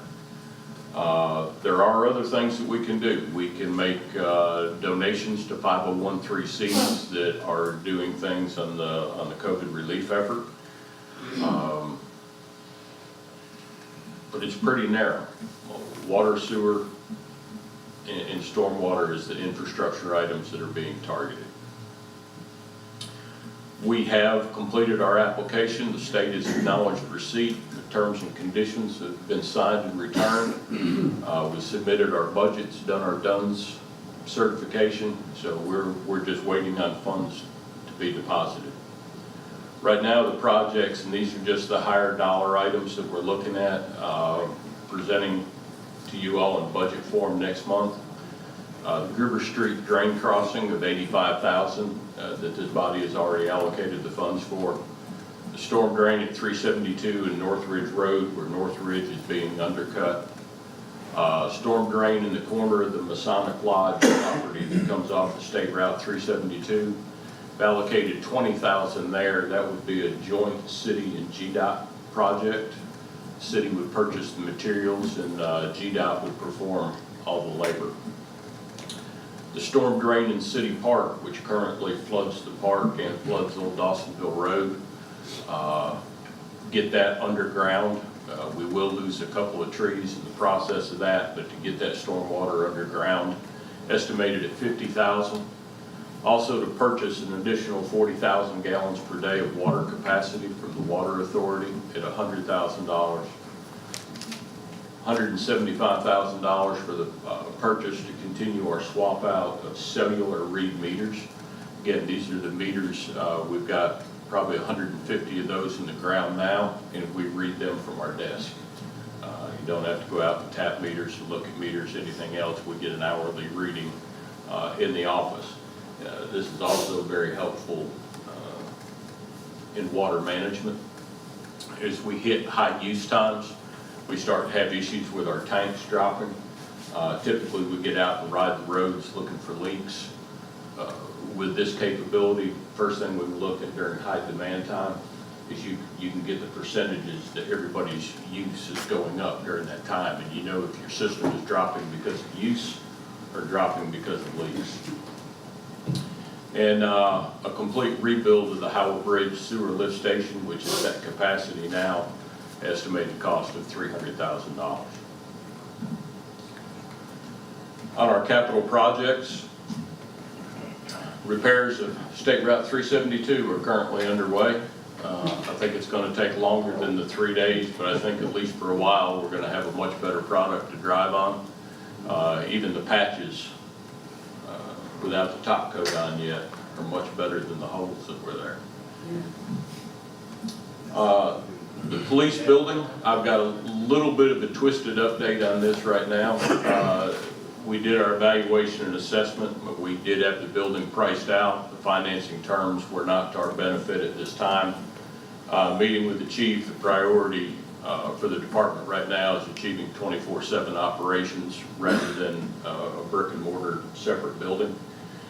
So we had removed that from the short-term projects list, but I had an email yesterday from Regions Bank, and they think maybe they could do what we requested in the first place. So before we remove it, we're going to hold off and see. What we looked at was refinancing this building, building a new building, and having the same payment that we have right now. So it wouldn't impact our cash flow. If we can get the building without impacting cash flow, we may still recommend proceeding. On the community center, this is an obligated project. It was part of the SPLOST referendum. We have engaged the architect. The initial assessment is complete. They will be able to salvage the iron frame of the existing building and the existing slab. That should make for a substantial savings. The skin would be removed and they would fill in with 2x8 construction.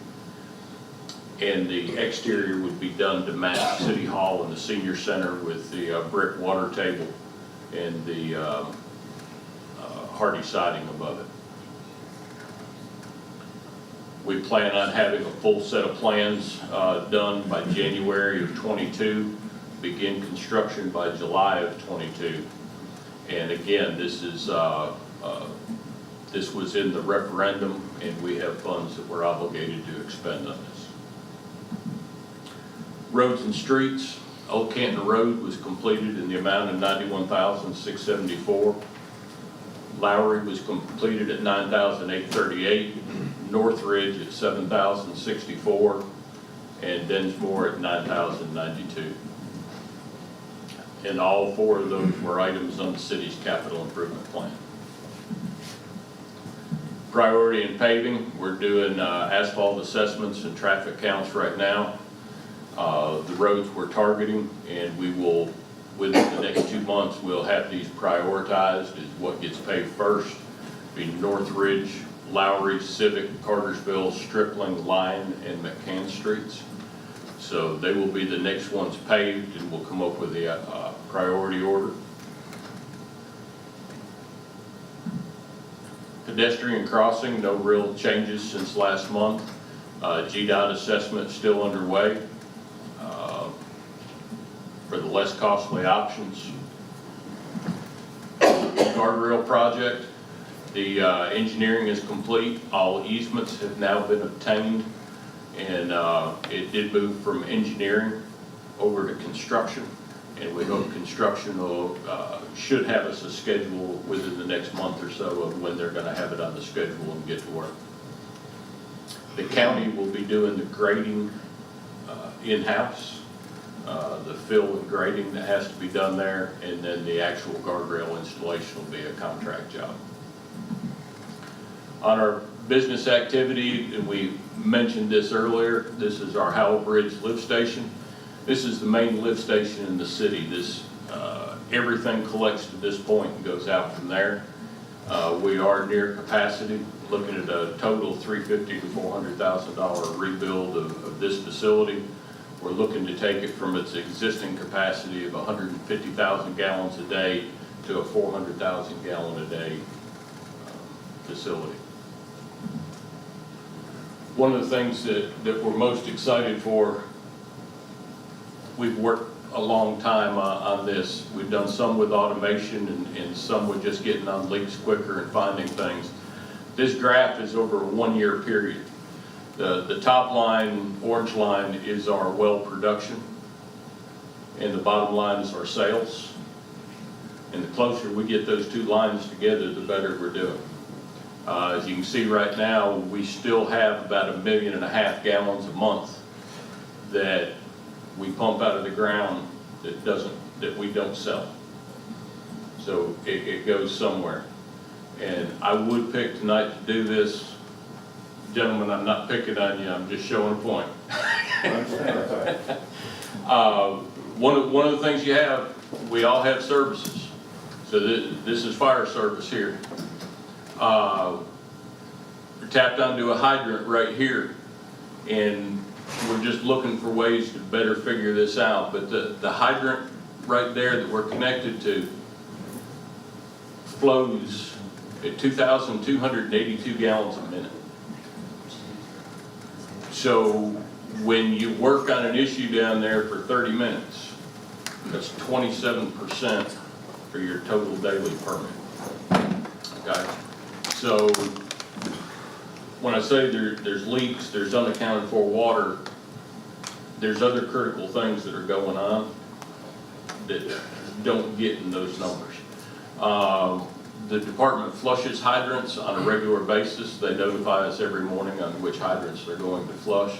They don't flush a lot of water, but these are ways that we're working to try and capture just ideas of how much water is being consumed in this way, so that we can account for it and know we're not hunting leaks. Another issue that we're having to do a study of right now, this is a water rate assessment for the estates at Sharp Mountain Creek. The tank there on the left is a tank, Estates at Sharp Mountain is a development in unincorporated Cherokee County, but it is in our water service area. The tank is a fire flow tank. We could provide all those customers in there with 20 PSI at their meter. We give them everything they need, but they had no sustained firefighting capability. So that tank was a requirement for installation so that they could meet fire flow requirements, and I believe it's for a 30-minute sustained period, maybe a 40-minute. 60, okay. So the tank was installed to do that. The problem we have is there's only 20 customers connected on that. The cost of maintaining that tank runs almost $14,000 a year. The picture on the inside, we just had all the epoxy coating replaced, everything done on the inside. We had the outside painted. So there's a real expense in this, but when you break it down, we're serving the homes in there with 20 customers with an average water bill of $50 a month. All we're paying for is a fire tank.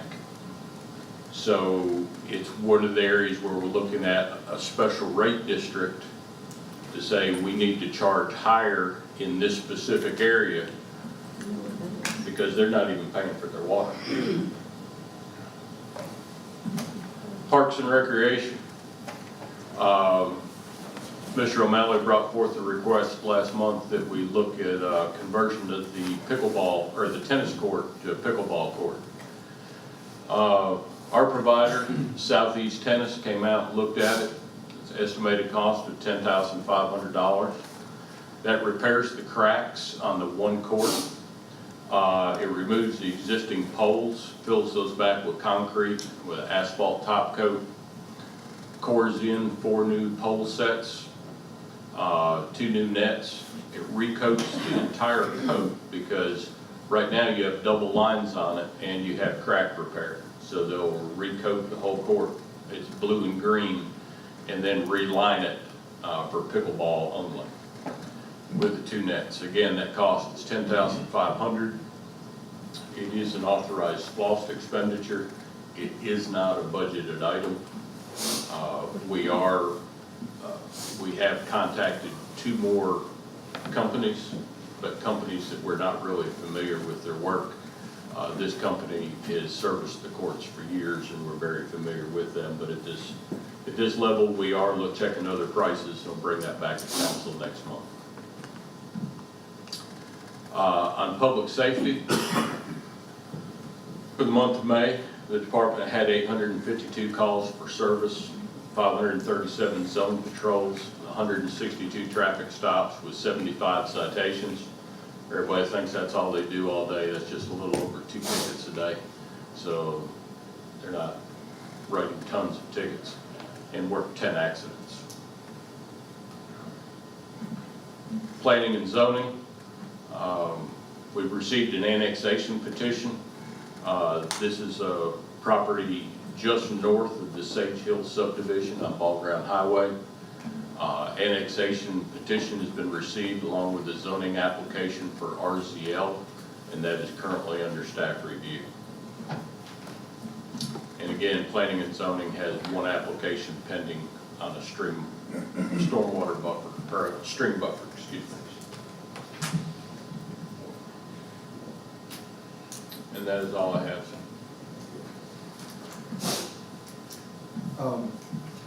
Any questions for Eric? Any questions for Eric?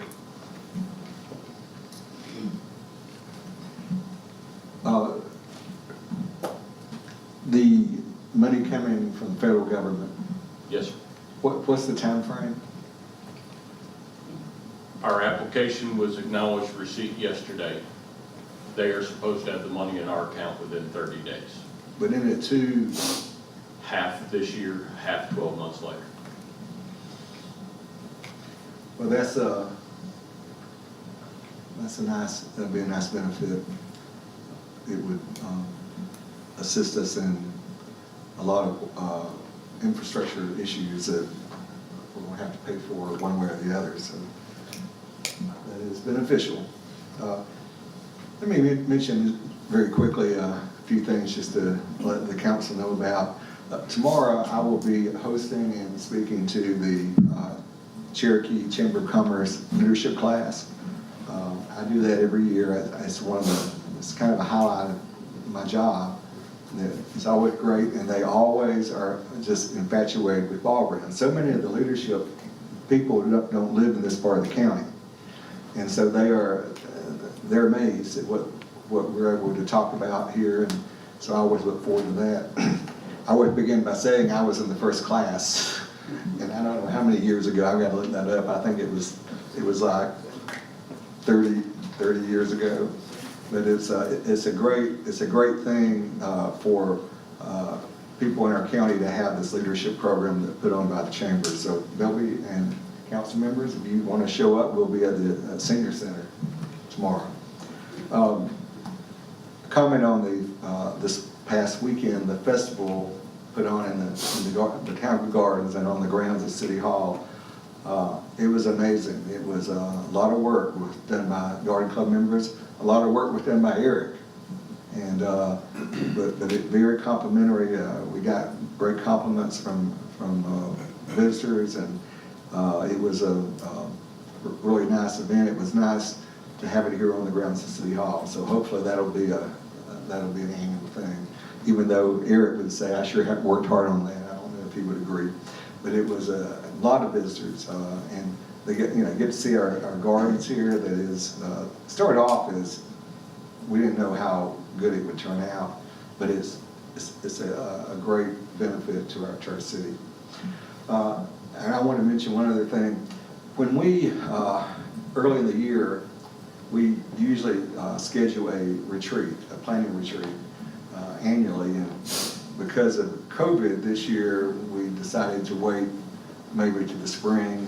The numbers, the COVID case numbers did not start to decline here in Cherokee until May. And so here we are finally to a point,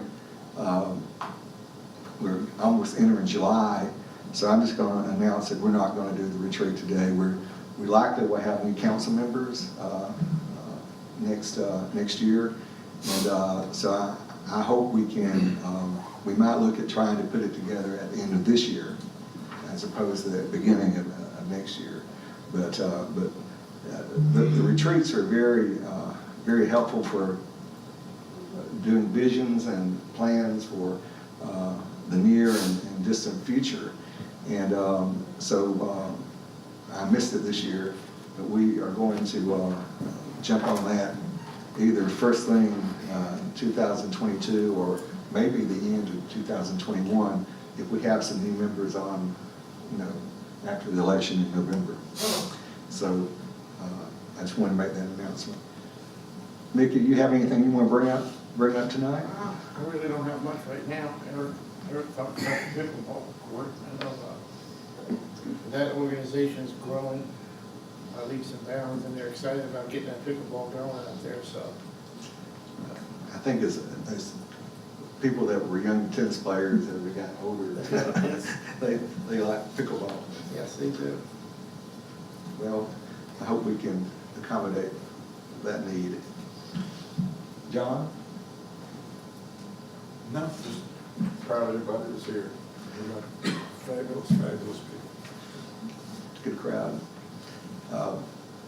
Lee, you get to do what you do. Every week I say how much I appreciate the police department, especially tonight. You've been echoed tonight. How they've done it. Great guys. So, thank you very much. Well, again, Chief, great award to receive. I didn't realize that we were only two of the cities. Yeah, I didn't either. I thought there was about 8 or 9. So that's great. You know, really, as we all know, in the last year or so, there have been so many police encounters throughout the country that have resulted in all kinds of issues. And so this training, so we say we know the right thing to do, I think is real important. And that's I appreciate you taking care of that. Anybody else want to address the council tonight? Mr. Mayor, 1987 was the first leadership period. Okay, well then I wasn't even mayor. Pam Carnes says hello. Oh, Looking forward to seeing you. well, I like Pam. 1987, gosh, I came on the council in 1986.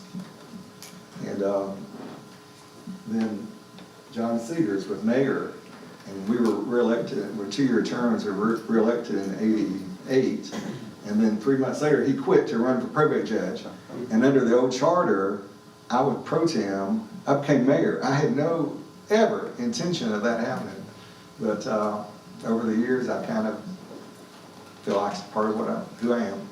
So, but I didn't realize, I thought it was like 1990. Thanks for doing that. Didn't mean to date you. Anybody else want to address the council on any issue? Well, we appreciate your attendance. We have a great community and interested in our in what the city does, and you know our community made up of more than just the city, and so that's part of. We have people that say, "Oh, I live in Ball Ground. Where do you live?" They say Hawks Ridge. I said, "Well, I wish it was in the city, but I get the taxes." But we have a big. Ball Ground has a big zip code area, and so a lot of people, you know, but real connect. They don't live in the city, but they connect to the city. So, and Scott, we appreciate you signing up for the zoning board of appeals, or letting us put you on that. So, thank you, Scott. Scott served for how many years on the planning commission? 13 years. So he's going to be well knowledgeable of zoning issues. That's good. Good to see you too. All right. Motion to adjourn? So moved. Okay, that was fast. Thanks for coming.